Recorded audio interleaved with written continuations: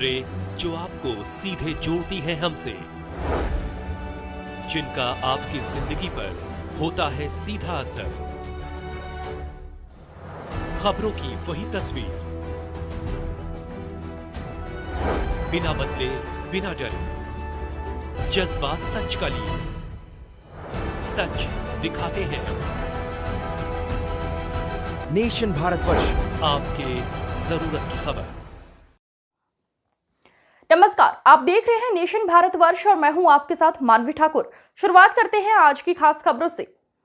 Munger police छापेमारी में 5 gram smack के साथ 5 स्मैक सप्लायर व स्मैकर्स गिरफ्तार किए गए हैं। गिरफ्तार स्मैकर्स की निशानदेही पर बेगूसराय के साहेबपुर कमाल में हुई छापेमारी, मुख्य सप्लायर गिरफ्तार। 350 ग्राम स्मैक जब्त हुआ है। एक स्मैकर कोतवाली थाना से फरार हुआ।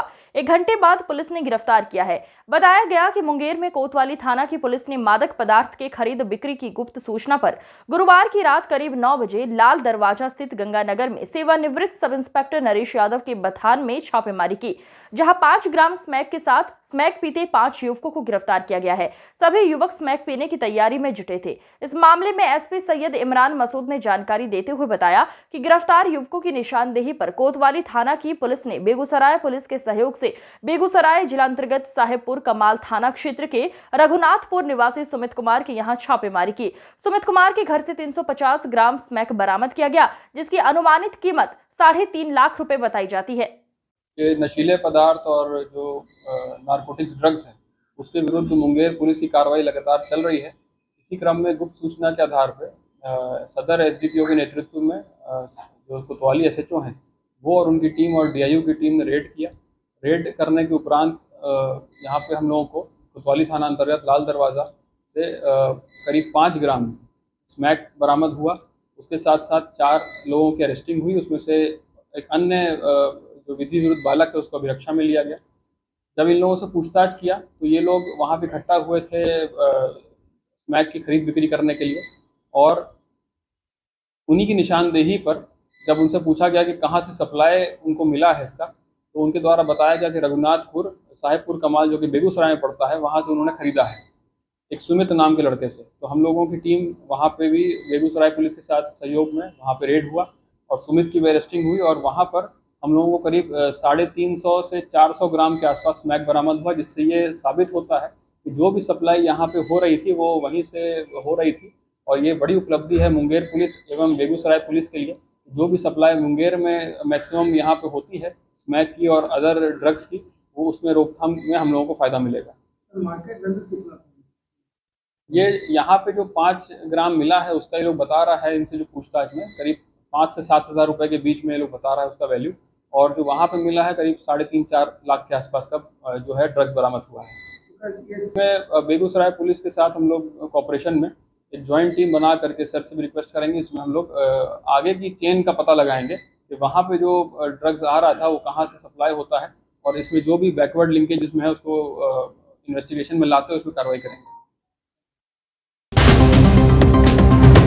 मुंगेर में लंबे समय से हवाई सेवा की मांग उठ रही थी। वहीं अब ताजा मिला जानकारी के अनुसार जल्द ही मुंगेर में हवाई सेवा शुरू होने वाली है। जानकारी के अनुसार मुंगेर सांसद और विधायक की पहल पर सर्वे का कार्य शुरू हो गया है। दरअसल मुंगेर का एक काफी पुराना और पौराणिक जिला है। साथ ही यहाँ योगाश्रम, आनंद मार्ग जैसे अंतर्राष्ट्रीय संस्था होने के कारण यहाँ कई देशों से सैलानी और योग की शिक्षा ग्रहण करने लोग आते रहते हैं। साथ ही यहाँ आईटीसी जमालपुर रेल कारखाना होने के कारण अधिकारियों का मुंगेर आना जाना लगा रहता है। लेकिन मुंगेर में सफियाबाद स्थित हवाई अड्डा होने के बावजूद यहाँ से किसी प्रकार का हवाई सेवा शुरू नहीं होने के कारण मुंगेर का जो विकास होना चाहिए नहीं हो पा रहा है, जिससे मुंगेर की जनता लगातार मुंगेर में हवाई सेवा शुरू करने की मांग करते रहे हैं। मुंगेर में हवाई यात्रा का शुरुआत होने जा रही है। ये मुंगेर वासियों के लिए खुशी की बात है। हम लोग एनडीए की सरकार में हमेशा विकास की बात करते हैं, और मुंगेर एक पौराणिक शहर है, एक पौराणिक जिला है। हम लोग को चिर परिचित मांग था मुंगेर से एक कनेक्टिंग फ्लाइट का सेवा मिले, क्योंकि यहाँ 38-40 देशों से योग की शिक्षा लेने के लिए मुंगेर आते हैं। आनंद मार्ग से जुड़े लोग जमालपुर आना होता है, रेलवे की फैक्ट्री है, आईटीसी है। इस वजह से यहाँ अपार स्कोप था। इसी के लिए हम लोग मुंगेर से हवाई यात्रा चालू है, इसके लिए मांग किए हैं। मैं माननीय मुख्यमंत्री जी को और माननीय देश के प्रधानमंत्री जी को इसके लिए धन्यवाद देना चाहता हूं, और जितने मेरे प्रदेश के नेतृत्व है सभी को धन्यवाद देना चाहता हूं कि मुंगेर की आकांक्षा जो था वो आकांक्षा पूरी हो गई है। संपूर्ण क्रांति राष्ट्रीय मंच बिहार द्वारा जेपी सेनानी सम्मान सभा का आयोजन किया गया। इस अवसर पर सभा में ग्रामीण विकास मंत्री श्रवण कुमार ने स्वतंत्रता सेनानियों और जेपी सेनानियों को सम्मानित किया। अपने संबोधन में मंत्री ने कहा कि बिहार की सरकार लोकनायक जयप्रकाश नारायण के नेतृत्व में हुए आंदोलन की आकांक्षाओं के अनुरूप काम कर रही है। उन्होंने बताया कि 1974 के आंदोलन के दौरान इंदिरा गांधी की तानाशाही के खिलाफ सड़कों पर उतरने वाले सेनानियों को अनेक यातनाएं सहनी पड़ी, लेकिन उनकी कुर्बानी और संघर्ष का प्रतिफल है कि आज बिहार सहित कई राज्यों में जन कल्याणकारी सरकारें हैं। मंत्री श्रवण कुमार ने बिहार सरकार द्वारा शिक्षा और अन्य क्षेत्रों में लाए गए बड़े बदलावों की भी चर्चा की और मंच पर उपस्थित सेनानियों की 10 मांगों को वाजिब बताते हुए उन पर विचार विमर्श करने का आश्वासन दिया। उन्होंने एक 7 निश्चय योजना चलाया नीतीश कुमार जी के नेतृत्व में। वो एक निश्चय यह था कि हर घर में बिजली पहुंचाया, हर घर में बिजली पहुंचाने वाला देश का पहला राज्य बिहार बना। दूसरा योजना हम लोगों ने पहुंचाया, हर घर में शौचालय बनाया। उनके घरों से ये काम शुरू किया जो दलित परिवार थे, जिसके बारे में जेपी कहते थे, जिसके बारे में डॉक्टर भीमराव अम्बेडकर कहते थे, जिसके बारे में डॉक्टर राम मनोहर लोहिया कहते थे, जिसके बारे में राष्ट्रपिता महात्मा गांधी कहते थे, सरदार पटेल कहते थे कि जो अंतिम कतार में खड़ा है, अंतिम श्रेणी में जो व्यक्ति है, जो परिवार है, उसको मुख्य धारा में शामिल करना है। तो उनके घरों में सबसे पहले बिजली लगाया, उनके घरों में शौचालय बनाया, उनके गली और नलियों को हम लोगों ने पक्कीकरण किया और उनके घरों में नल का जल भी पहुंचाया। ये 2016 से पहले मात्र 6% नल का पानी पीते थे, आज 97-98% लोग नल का पानी पी रहे हैं। तो ये जो संपूर्ण क्रांति का जो नारा था, उस नारे के अनुरूप और जेपी का जो सपना था और जेपी सेनानियों का जो सपना है, उन सपना को हम लोग साकार करने में लगे हैं। बहुत सारी और भी हम चर्चा कर सकते हैं, लेकिन इतना मैं कह सकता हूँ कि जहाँ आंदोलन की वजह से आज बिहार पहले से बदला है और भी बदलने की आवश्यकता है और भी बिहार को आगे ले चलने की ज़रूरत है। तो ये काम धीरे धीरे करके नीतीश कुमार जी के नेतृत्व में बढ़ रहा है और आज उन्होंने सभी सेनानियों को आज सम्मान के लिए बुलाया है। राम प्रवेश जी को, इनकी पूरी टीम को मैं धन्यवाद देता हूँ, बधाई देता हूँ कि समय समय पर उनके हौसले को अफजाई करते रहना चाहिए, जिनकी वजह से, जिनकी बुनियाद पर हम सब लोग यहाँ खड़े हैं। बहुत धन्यवाद। नेशन भारतवर्ष खबर नंबर 4।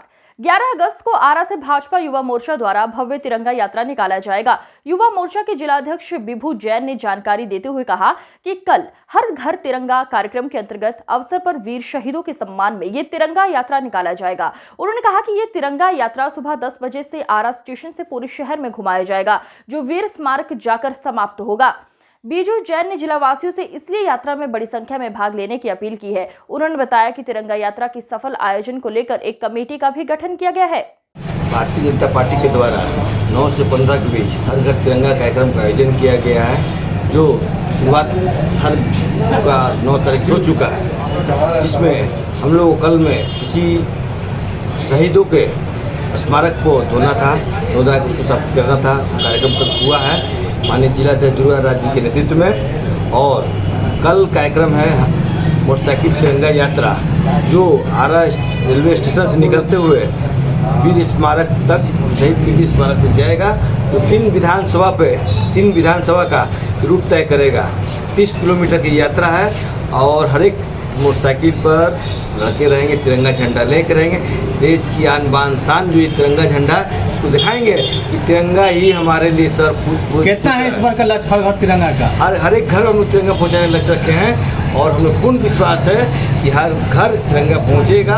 भारतीय जनता पार्टी कार्यकर्ता आम जनमानस के साथ मिलकर हर घर को हम लोग तिरंगा पहुँचाएंगे और लोगों को ये जागृति उत्पन्न करेंगे कि देश के लिए जीना है, देश के लिए मरना है। ये तिरंगा ही हमारा शान है, तिरंगा ही सब कुछ है हमारे लिए। नाम बता दीजिए। विभू कुमार जैन, भारतीय जनता युवा मोर्चा जिला भोजपुर।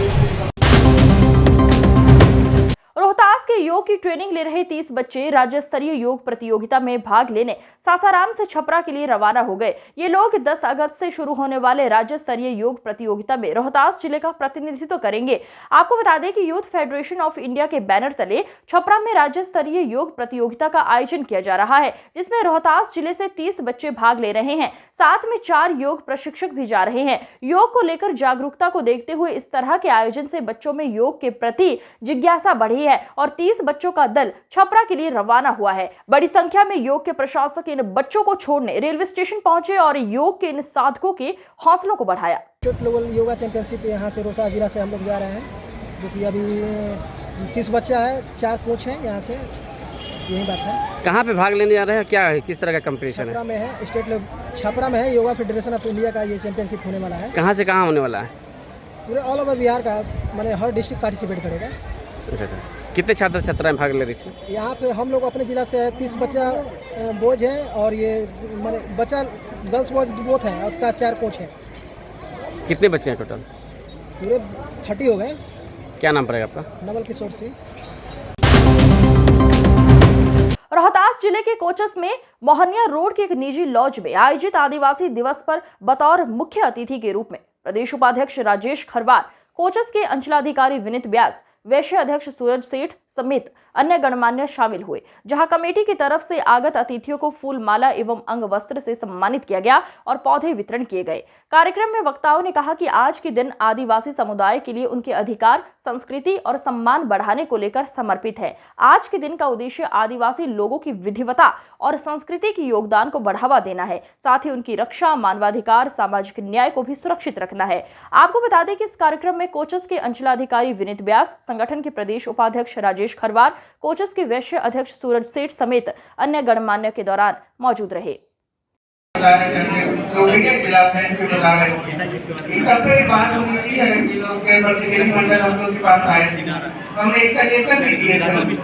जैसे किस बेसिस पे रिजेक्ट होता है, आप अपना लाइनेज या जो प्रूफ है, प्रूफ ऑफ जो भी परिवार है या जिस भी आदिवासी समाज से आते हैं वो प्रूफ नहीं कर पाते हैं। इसलिए तो एक हम देखते हैं जैसे जाति जो बनता है हम लोग के यहाँ से सारा रिजेक्ट नहीं होता है, कुछ कुछ बनते भी हैं, जैसे कि नारायण खरवार या कुछ एक नाम है जिनका खतियान है, तो उससे लाइनिंग मिला के हम लोग कुछ लोगों का, कुछ फैमिली का, 6-7 फैमिली का वंशावली बनाए थे।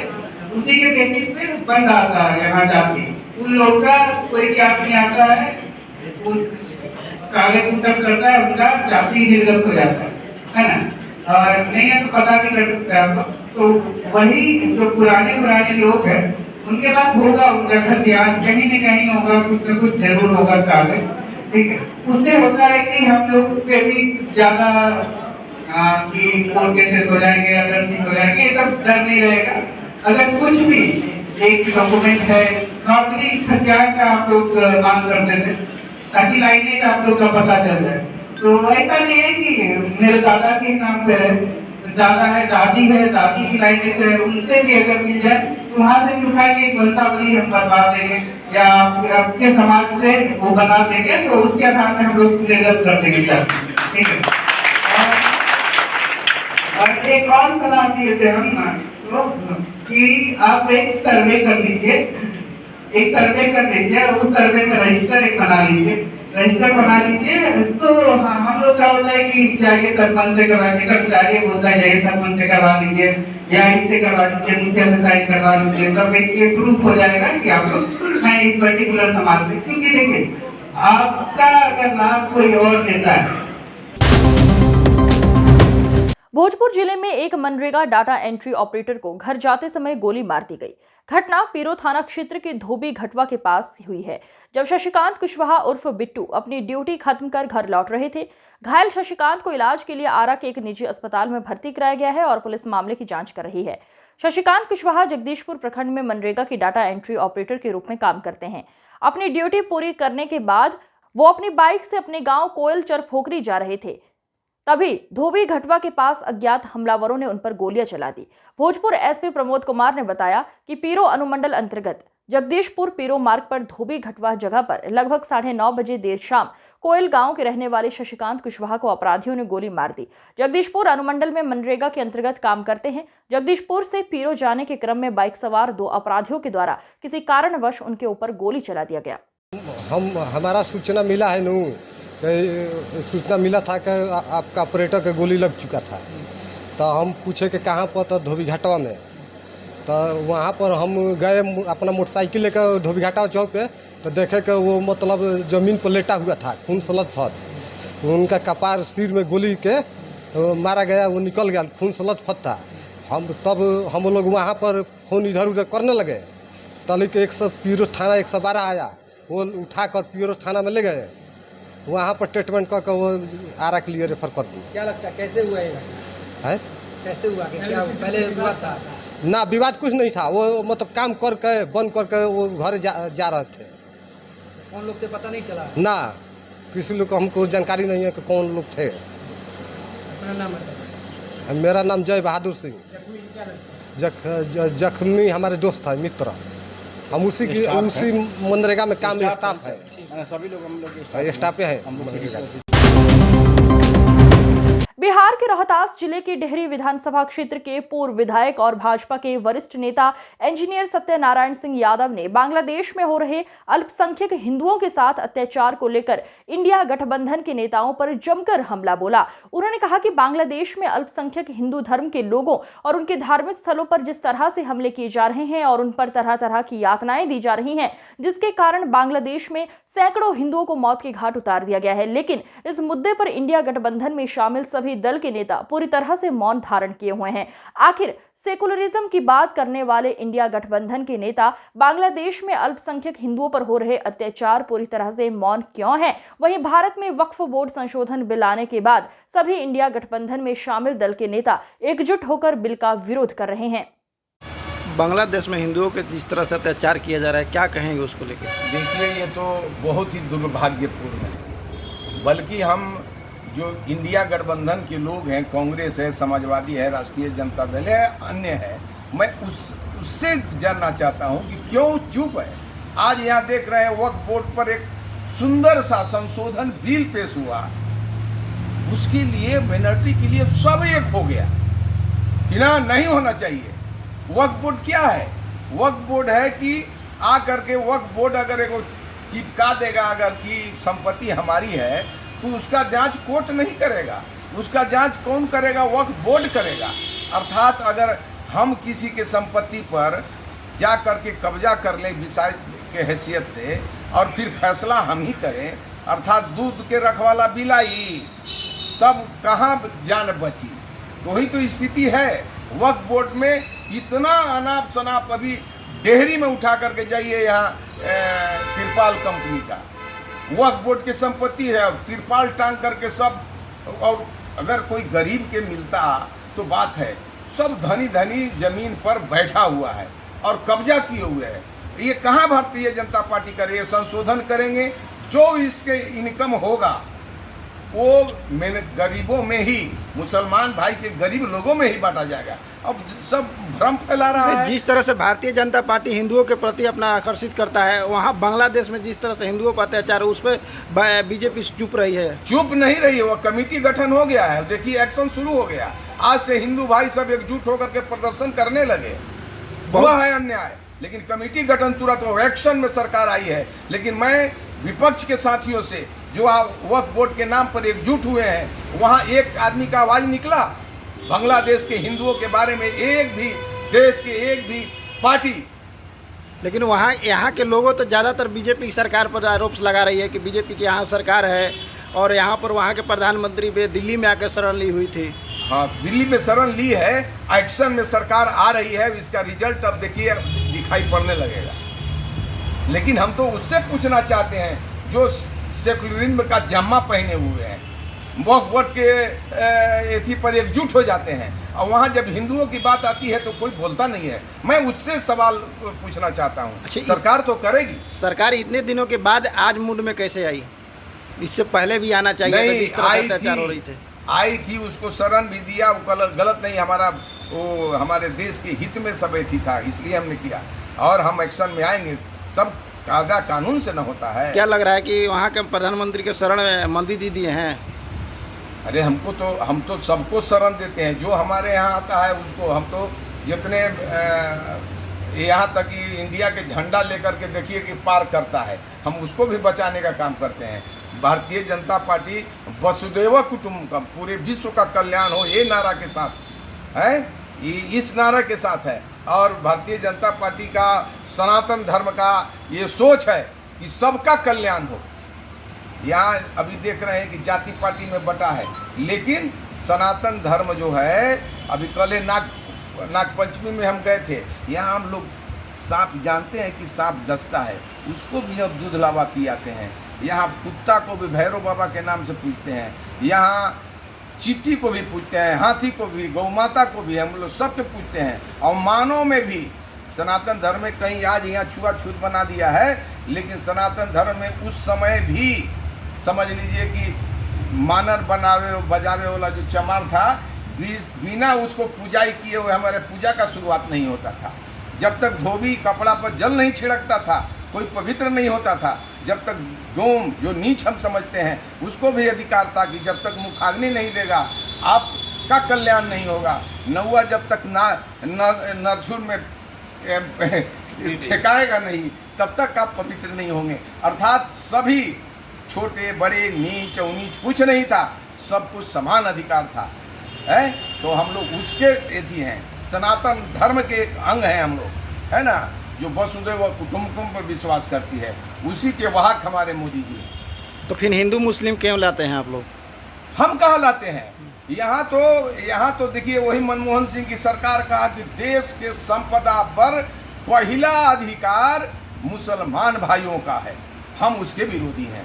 नहीं, यहाँ वो अधिकार सबके देश के संपदा पर हिंदू मुस्लिम सिख ईसाई सबको हो, यही मेरा सोच है। जिस तरह से एक अपराधी को यहाँ पर शरण दिया गया है, अपराधी नहीं है, अपराधी नहीं है, गलत ये सब उग्रवादियों, पाकिस्तान की उग्रवादियों का करामात है। वहाँ कोई आंदोलन नहीं है। पाकिस्तान के हैं, हाँ, चुनाव जीती है, बिना जीत करके आई है। पूर्व विधायक भाई दिनेश ने कहा कि बाण सागर बांध और इंद्रपुरी ब्राज पर जाने का परिणाम हुआ कि चीफ इंजीनियर, अधीक्षण अभियंता, कार्यपालक अभियंता, कनीय अभियंता और जेई स्वयं जगदीशपुर विधानसभा क्षेत्र के ज्ञानपुरा, कटेया सहित सभी नहर के निचले हिस्से का निरीक्षण किया। चीफ इंजीनियर ने कहा कि हर हालत में 2 दिनों में सभी नहरों के निचले हिस्से तक पानी पहुंच जाएगा। भाई दिनेश ने कहा कि ऊपर पानी होते हुए भी जगदीशपुर विधानसभा क्षेत्र की नहरों में निचले हिस्से तक पानी नहीं पहुंचना जल संसाधन विभाग के पदाधिकारियों की इच्छा शक्ति न होने का कारण है। पूर्व विधायक ने कहा कि मैं हर हालत में जगदीशपुर के नहरों में निचले हिस्से तक पानी देखना चाहता हूं। बिहार विधान परिषद के सभापति पद पर चौथी बार निर्विरोध जीत होने के बाद कैमूर में पहली बार पहुंचे सभापति अवधेश नारायण सिंह का भाजपा कार्यकर्ताओं ने भव्य रूप से स्वागत किया। इस दौरान अभिनंदन समारोह में पहुंचे रामगढ़ विधानसभा के भाजपा पूर्व विधायक अशोक सिंह मुखिया, बब्बू सिंह, दीपक सिंह, डॉक्टर उपेंद्र सिंह सहित दर्जनों कार्यकर्ताओं ने सभापति अवधेश नारायण सिंह का फूल माला, मोमेंटो व अंगवस्त्र से सम्मानित किया। कार्यक्रम की अध्यक्षता प्रखंड अध्यक्ष प्रमोद मिश्रा व संचालन महामंत्री विपिन कुमार केवट ने बड़े ही बेबाक अंदाज में किया। कार्यक्रम को संबोधित करते हुए सभापति ने बताया कि मुझे चौथी बार निर्विरोध सभापति चुने जाने के बाद मैंने देखा कि सबसे अधिक खुशी कैमूर के लोगों में देखी जा रही है, जिसका मैं हमेशा ऋणी रहूंगा। कितना प्यार मिला, क्या कुछ कहेंगे आप कैमूर के लिए? हमको मिलने ही के लिए आए, और कोई कार्यक्रम नहीं था, उद्घाटन करना था, लेकिन फिर मिलने के लिए चार गए, फिर यहाँ आए और आज रात में रहना था, लेकिन बुलावा आया है पटना से, किताब का विमोचन करना है। और इसलिए ले जा रहे हैं। शहर के चंदवा स्थित होटल पारस इन में लोक जनशक्ति पार्टी युवा प्रकोष्ठ की समीक्षा बैठक का आयोजन किया गया। बैठक में युवा प्रदेश अध्यक्ष वेद प्रकाश पांडे ने शिरकत किया। बैठक का उद्घाटन सर्वप्रथम दीप प्रज्वलन के साथ रामविलास पासवान के चित्र पर माल्यार्पण कर किया गया। बैठक को संबोधित करते हुए प्रदेश अध्यक्ष ने कहा कि ये पार्टी युवाओं की पार्टी है, जिसका नेतृत्व एक युवा सांसद ही कर रहा है। उन्होंने कहा कि हमारी पार्टी का उद्देश्य है कि राजनीति में युवाओं की भागीदारी बड़ी संख्या में हो। संबोधन में वेद प्रकाश पांडे भोजपुर की 2 सीटों पर पार्टी लड़ने की बात कही। समीक्षा बैठक की अध्यक्षता युवा जिलाध्यक्ष पिंटू तिवारी ने की। बैठक का उद्देश्य था कि हमारे जिले में युवा का कितना विस्तार हुआ। हर प्रखंड स्तर पे पहले ही विस्तार हो चुका था, लेकिन हमारे प्रदेश अध्यक्ष का कहना है कि हमारी पार्टी बूथ स्तर तक पहुँचे। उसी की आज समीक्षा बैठक की हमने कितने बूथ तक कितने लड़कों को रखा, कितने बूथ अध्यक्ष का हमने गठन किया। आज हमारे युवा टीम का नगर अध्यक्ष का गठन हुआ और हमने पूरे युवा साथियों ने हमारे प्रदेश अध्यक्ष को आश्वासन दिया कि अगली बैठक में हम अपने बूथ स्तर प्रखंड अध्यक्ष के बाद बूथ अध्यक्ष तक का ही हम लोग गठन कर देंगे। 14 प्रखंड से सभी प्रखंड अध्यक्ष, सभी पंचायत से सभी पंचायत अध्यक्ष आए हुए थे। साथ में और भी जिला अध्यक्ष हमारे प्रकोष्ठ के आए हुए थे। सदस्य भी बनाए गए। हाँ, नए सदस्य हम बोल ही रहे हैं कि हमारे नगर अध्यक्ष का गठन हुआ, नगर टीम की गठन हुई। आज बड़े भाई वेद पांडे के द्वारा, जो कि हमारे प्रदेश अध्यक्ष हैं, उनके हाथों द्वारा उनको मनोनीत पत्र दिया गया। आज की खबरों में बस इतना ही। देखते रहिए नेशन भारतवर्ष। नमस्कार।